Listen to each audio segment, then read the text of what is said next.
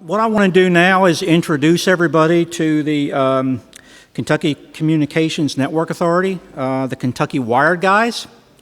I've got with me today Mike Hayden and Deck Decker. They are the heart and soul of KentuckyWired right now. They are the folks that are on the front lines trying to get this project wrapped up and get our broadband going in this area. So what I want to really just start out to do is just ask these guys just a few questions. And my first one is just exactly what is a middle mile, Mike? Are we on? Yeah, you got to get close to that mic, though. Okay. Thanks, Larry. I like to use analogies when I describe the middle mile on this network. Use either two analogies: one, a highway system, or a electrical grid system. In either case, both of them have trunking, large capacity pipes that thread together to distant communities, off-ramps on the highways, smaller, pipes into your homes and into the communities.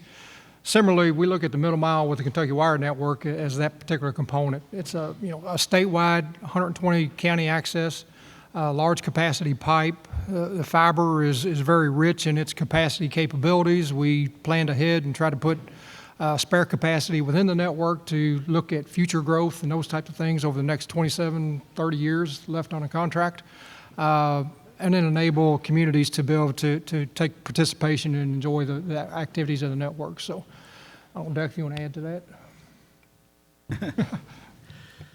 So, here's a question that I'm sure everybody in this room is very concerned about is, how close is Eastern Kentucky to being done? This project's been going on for a while, hasn't it, guys?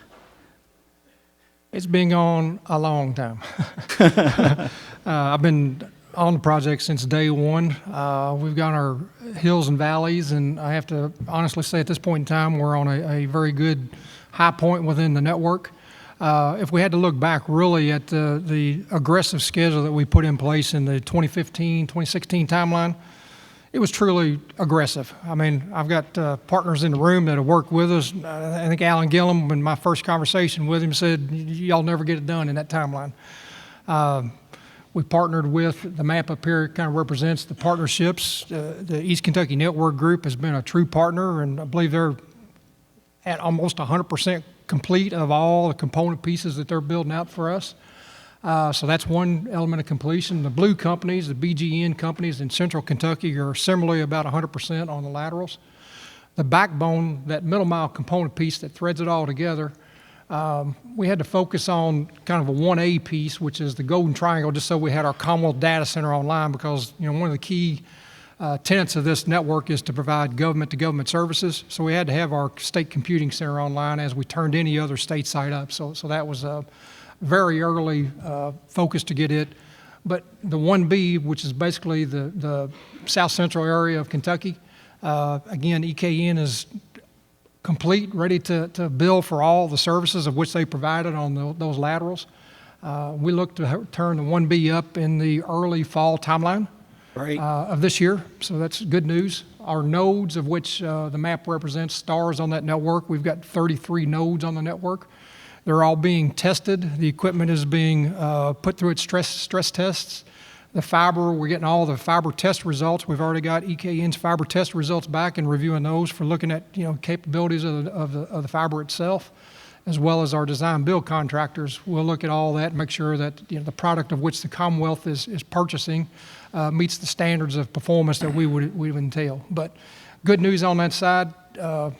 2018 was a rocky year for lots of reasons within our partnership of our contractors. We stuck to our knitting, worked through the issues, have gotten to a point where I kind of teed up a phrase I like to use in some meetings. It's a collegial spirit of collaboration. And that's really my operations team's focus is what is it going to take to get this network built? And truly our contractors have all stepped on board to embrace that and move forward, to move significant roadblocks to get moving forward. The utilities of which we participate with, we've got 72 agreements with various utilities, be it the metro governments, as well as the power companies and the telcos. Those have all been in place. All of them require a significant amount of work on their side. We've had multiple meetings with those, and again, the utility community is stepped up and really willing to work with us on a full frontal. I think the kind of the void of information of is this network going to continue or is it not, set us back a little bit. We're moving forward. So it's good news that we'd like to, again, be ready to move services out very quickly. Well, and the center had attended an event for one of your contractors a few months ago, G&W, and we were very impressed by the number of local people that have been trained and hired. It seems like all these crews have got local talent. Yeah, that was one of the requisite requirements of our contract, to use Kentucky labor as liberally as we could, and they continue on that path. It's not to say that there are some outsiders that are working. We had instances where we might have had a crew that may have been a little bit challenged on the English language, but nonetheless, they worked through it, and the leadership of those crews are, kind of working in the communities to make sure that we have a quality product. Outstanding. So, when this fiber middle mile is completed, and of course the state is hooking up their offices, what kind of speeds, can these recipients expect to see, your state workers? Let me respond in two forms on that. One, from a government and education delivery, of which the initial key tenant opportunity on this was really our focus initially. We'll provide speeds, 100 gigabit backbone across all the backbone component pieces of the network. The regional universities will all experience a 4-to-1 gain in what they currently experience on bandwidth, so a 40 gig link into the regional universities. Each of the community colleges, 72, roughly 78, whatever the final count is, will put 10 gig access into each one of those. Below that, we go into our government buildings. Some of those will be 10 gig, some will be 40 gig, but generally it'll be a 1 gig access into every one of the sites, roughly about 1,070 sites across the network. So 1 gig all the way up to 100 gig? One all the way to 100, with a capacity of 400 gig on our backbone to be able to just go to 400 gig on software provisioning. So from day one we can go to 400? Yep. Outstanding. So, with our local state offices, this is to benefit them, to help them do their job better. Can you talk about maybe some of the benefits that are going to come out of this project from the state's point of view? Deck comes up from a perspective of being a user most recently, so I'll let Deck speak to it. So I've been in this position, executive director, for about 3 weeks now. So I'm new to this project, but I actually came over from Health and Family Services. I was the chief administrative officer over there. Within a month of me coming on the job, Benefine went live with the state of Kentucky. I don't know if y'all are familiar with Benefine, but it's the state integrated eligibility enrollment system. It's what Medicaid runs through. It's what your food stamps run through. It's for health and human services. It's the one place you go in, you apply for all your health and human services. When that went live, that system basically collapsed, and a lot of the reason that we were having so much trouble is because out in the state, they didn't have the bandwidth to be able to handle that much information going through the pages. It was taking, sometimes it would take 15 minutes to go from one page to the next page. It was so slow out in the state. We actually had to develop a team. We called it the off team. We brought in a group of people from out in the regions to come into Frankfurt to work on at a location there because the bandwidth was stronger. So we would bring them in from out in the state, and what that helped us do is right there on site, because the speed was so much faster, we could train them there and teach them how to use it. And what we did was we just rotated people from out in the state to come in and work on their cases because we just didn't have the bandwidth out there. And to this day, they still can't do highly complex cases out at the local offices. We still have that off team in Frankfurt. We probably never get rid of it. So if a family calls me up, Even in this job, I still have people emailing me and calling me and telling me they're having trouble with their system. So I send them off to our off team, and they handle those cases for them. So to give you an idea of how much, what kind of struggle they had out at our state office buildings. And Larry, if you look at state government in general, Frankfort being the hub of Kentucky state government, and the amount of employees in Frankfort proper, just as a result of some limited capabilities of being able to provide services that we're all talking about, access into the rural communities more and more. I think this is a transitional turn for government to be pushed farther out into the 120 counties to allow local citizens to participate more and more and more. I'll take another example. We're working with the Administrative Office of the Courts in the Judicial Branch. Similar as what Deck had described, they had need to be able to do video arraignment and lots of other things, retention of files, being able to access the files from a remote office and pulling down all the video depositions or whatever it might be. It was cumbersome in the previous environment. A lot of it is not explicitly because of lack of speed. It's a combination of speed and cost. So this middle mile may levelize some of the cost variable for some participants. And anybody that's listened to me talk on this project in the past, I always use Harlan Community Television as a working example. Harlan Community Television, if I recall, they submitted a response back to an FCC inquiry about state of broadband. This was in the 2014 timeline, and I'm sure conditions have changed significantly in the 4 years that we've been about this. But Harlan Community Television at that point in time was servicing about 1,200 customers, if I recall. They provided broadband services just like any other triple play provider would within their community. But they had to purchase their bulk broadband, of which they distributed to those 1,200 customers, about $18,000 a month for a very, very limited, less than 300 megabit pipe to serve 1,200 customers. So you look at that cost versus delivery. And again, a lot of it was transport to get back to the central hubs of broadband access and bulk internet into the Lexingtons or Cincinnati's or Louisville's or others. The capabilities that I know EKN's put in place on their rings and we're doing on some of ours allows that access again to be pushed farther and farther out at a much more economical basis. So, Well, do we have anybody in the audience that works for state government? Okay. Come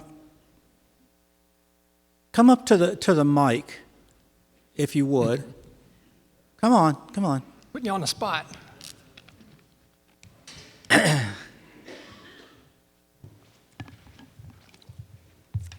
Hi there.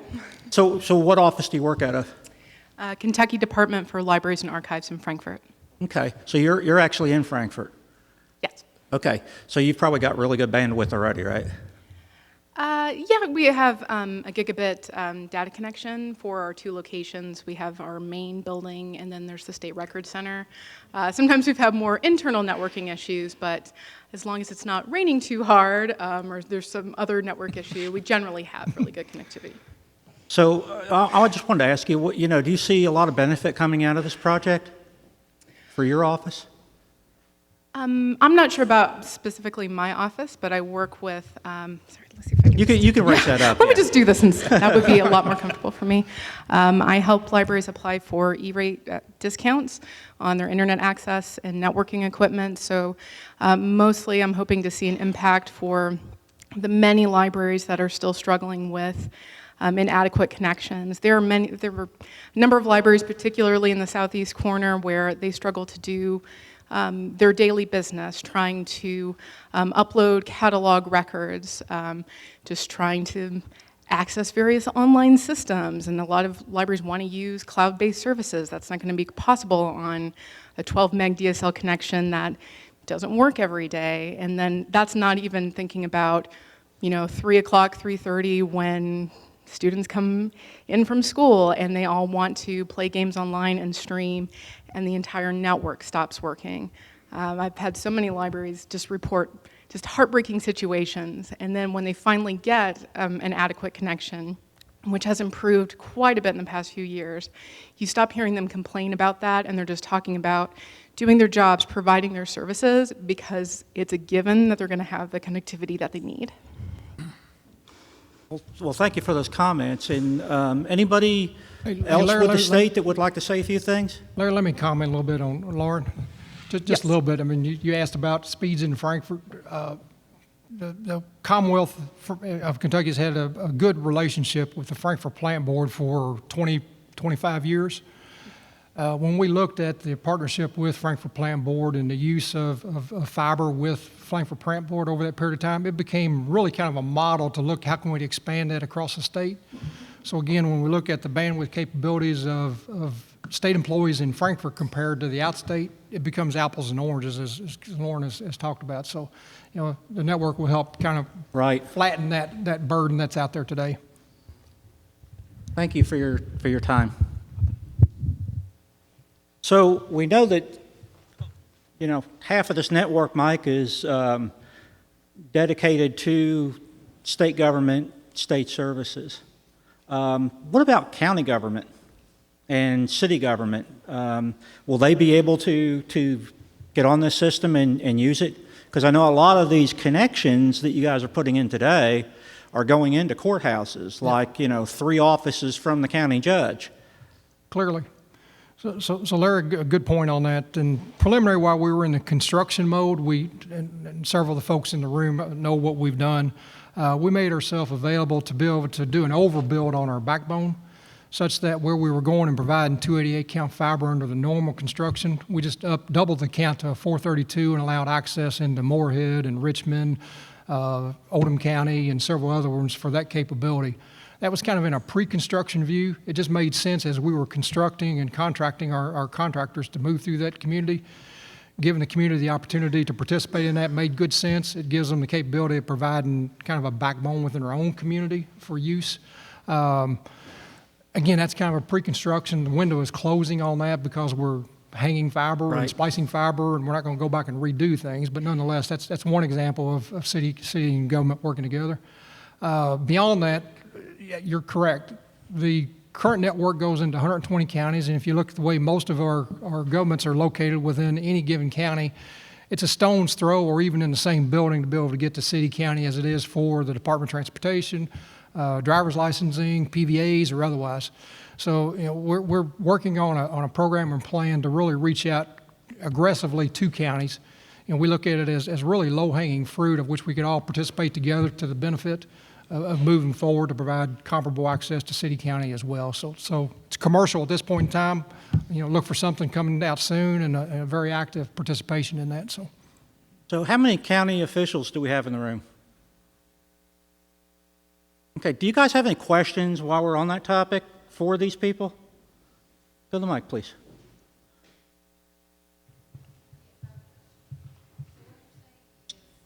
Stand behind them. If you could come up to the mic, we're actually broadcasting this session, and people at home will be able to hear you. Go ahead, sir. I'm Donnie Watson, County Judge in Nashville County. What I was wondering, what will this cost the county? What's the cost of this to At this point in time, we haven't developed our full rate structure, but our current view is that we've really put it in place that we'll provide market-based pricing at higher bandwidths. So you think of what you might pay today under your current service provider, but with increased capacity and speed for the same spend. Okay. So, really that's been our focus all along, is that more for same arrangement. We've never really considered this as a money saver. It's was never our intent to save money. It was really to expand the capabilities to government entities and education entities on a broader scale. So, Thank you.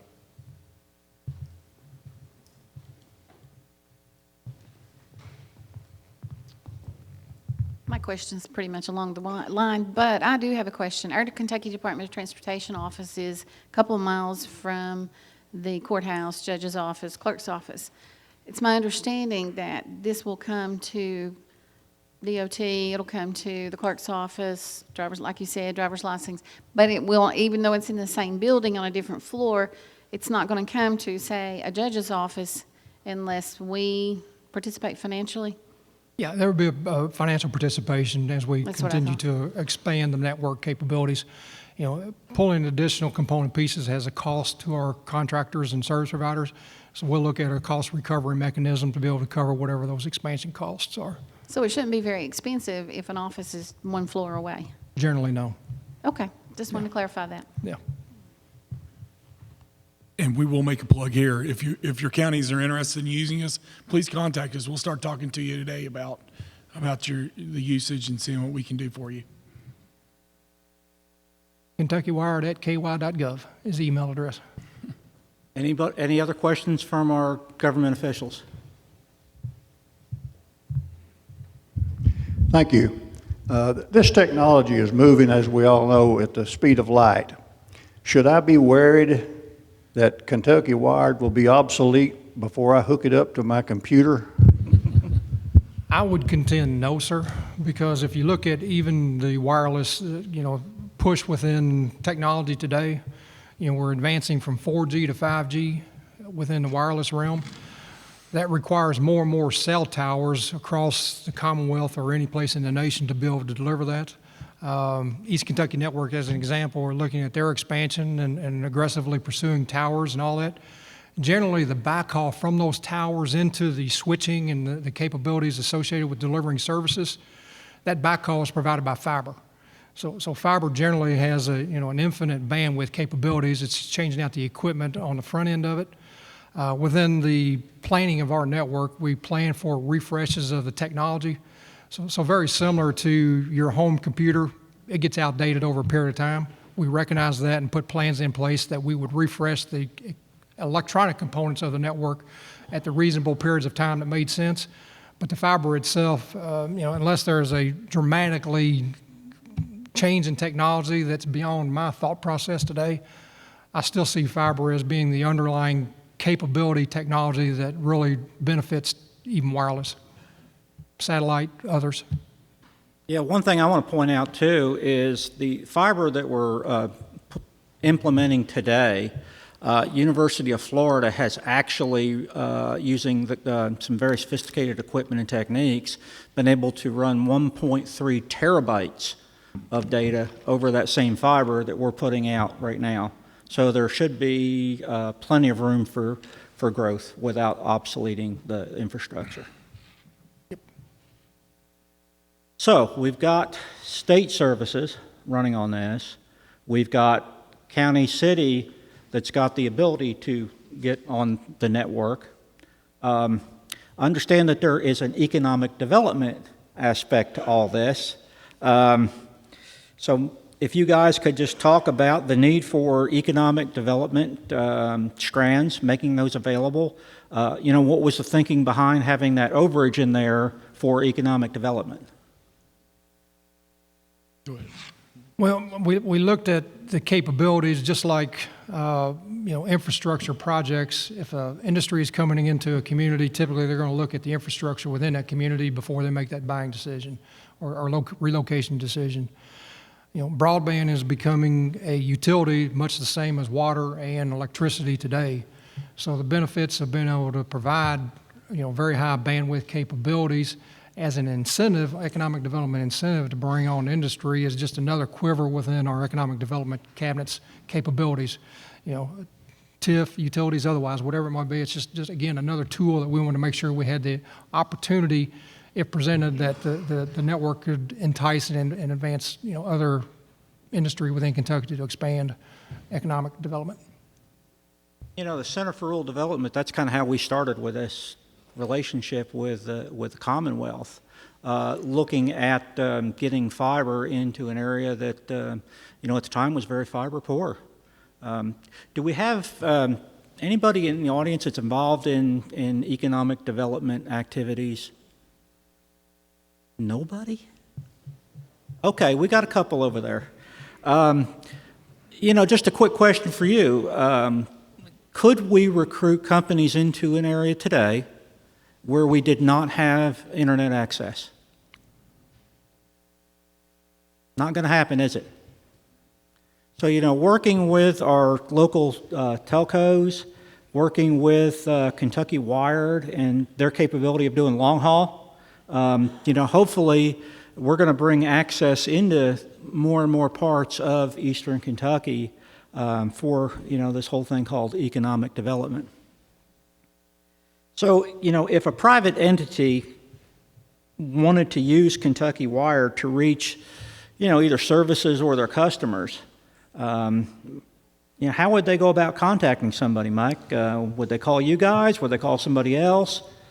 What's the process? Part of our contract envisioned basically a company that would monetize our spare capacity. That entity, Open Fiber, is getting their feet off the ground at this point in time. Commonwealth will actively participate, especially on the early stages of these types of arrangements. So I would encourage basically anybody that wants to reach out for the purposes of use of this network, use our website, KentuckyWired at kentucky.gov. Get to us that way. Personal telephone number or office telephone number, 502-782-9549. I think that's it. If not, we'll put it on the website, but we'll get to it. But or you can just reach out to me directly, Mike, mike.hayden at ky.gov, and I'll entertain any and all questions and opportunities, and we'll get you into the right court. So, we want to make sure that the entities that we stage up for our wholesaler activities hits the ground with full capabilities, and we're propping them up wherever we can so that they actually step into that. So, thank you. And you kind of hit on this particular question earlier, but I do want to ask it again. How many people in the audience have got one of these? Cell phone? You got two of them? Good. Can you go everywhere in eastern Kentucky, anywhere in eastern Kentucky, and it always works? Not so much? Not so much. So, in addition to internet access, cell phone access is kind of an issue for us too, isn't it? Not only an issue for folks like myself, but, also for our first responders and for our healthcare workers. It can be a life and death issue at times. So Mike and Deck, with KentuckyWired, do you see that infrastructure helping out with the cell phone issue? I think we touched on it a little bit in a previous conversation. Again, fiber becomes one of the key tenets for expanded wireless coverage. So to the extent that we push the network farther and farther out, I think it gives the wireless providers another avenue of which to explore. Maybe more economical than their opportunity today. It becomes a business decision at that point in time. We're working with several companies already to look at expanded access to cell towers and otherwise, strictly for that purposes. I mean, as they look at their next generation 5G and beyond, tower real estate and then backhaul bandwidth are the two key tenets of which have to be put in place. So to the extent that we've got coverage, wide coverage across the full Commonwealth of Kentucky, to me, it just opens the opportunity for providers to be able to expand that network. Looks like our screen went black. So everybody's seen the map. We're good. So I'd like to open up the floor now to any questions you have for these guys. It's very rare to get them out where they're not getting 18 phone calls a minute and having to work on 6 different things. So this is your opportunity. If you've had any questions about KentuckyWired, please step up to the mic and fire away. Come on, the barbecue didn't make you that tired, did it? We did such a good job of answering all the questions. So we answered every question that you have. Man, we're good. Yes, Lonnie?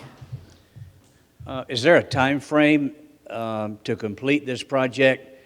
I noticed when you talk about county and city official and government agencies receiving this, the smaller towns, rural towns, would not be like a Richmond or Lexington. Most of our small cities in eastern Kentucky are very small. Would this also be available to them, and at what time frame would that exist? So if you look at the map associated with it, we generally wouldn't be the the smallest towns in Kentucky, but we hit generally the county seat within every county. The laterals, to the extent that a government location is off the beaten path, and it might be 3-4 miles away from the county seat location or the government seat location, the network extends to there. getting into the very small nooks and crannies of the very small cities, that's going to just continue to require expansion over time, working with, other service providers. EKN has plans for expansion. Now, every company's looking at what they can do and looking at the economics associated with providing that services. So over time, I think it's going to naturally occur. The gaps will be likely filled in with some form of wireless technology, just because of the cost associated with providing fiber to every location. But more and more, every telephone company and many of the metropolitan municipals are looking at fiber to the home expansion. As they continue to push that out, I'm sure it will get farther and farther into the network. So. As an individual who is just extremely excited about the economic impact of Kentucky Wired in on our area, I know that you guys in the middle mile will be judged not based on specifically your work, but in how successful we are getting the last mile out to get that economic change. What can we do to help that happen?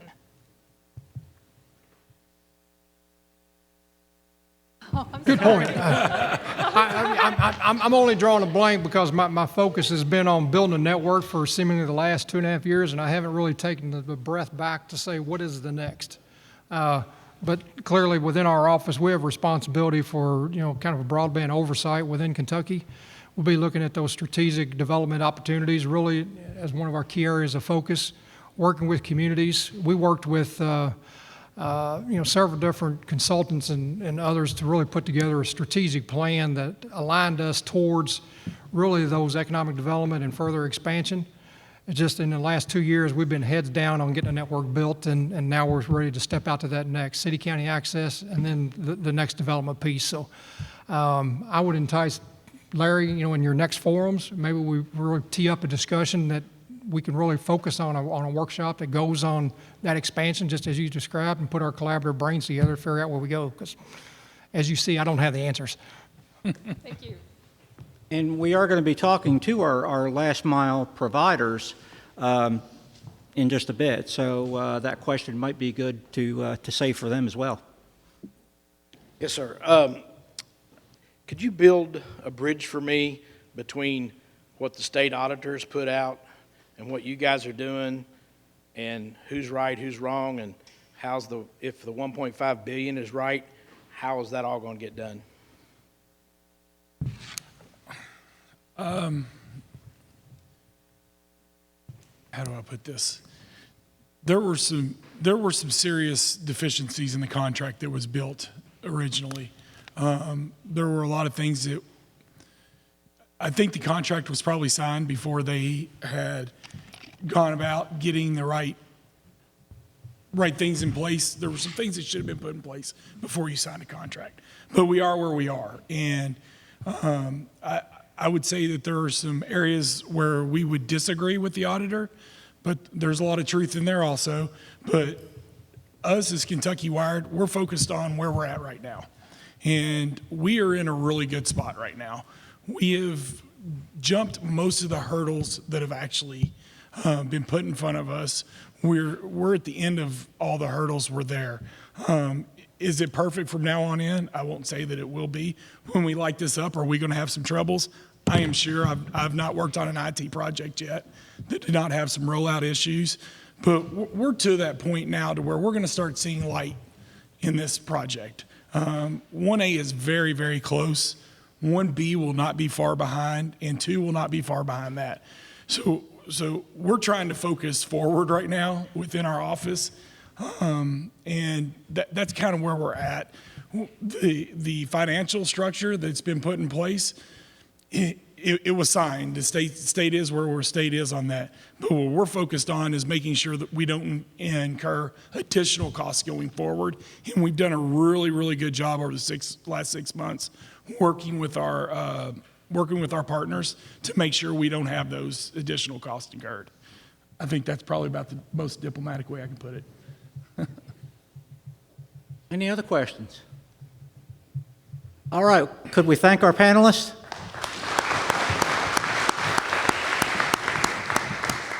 And while I'm at it, did everybody enjoy the barbecue? Was it good? All right, so let's take a 10-minute break. Stretch your legs, get some coffee, and we'll start back up in 1:36.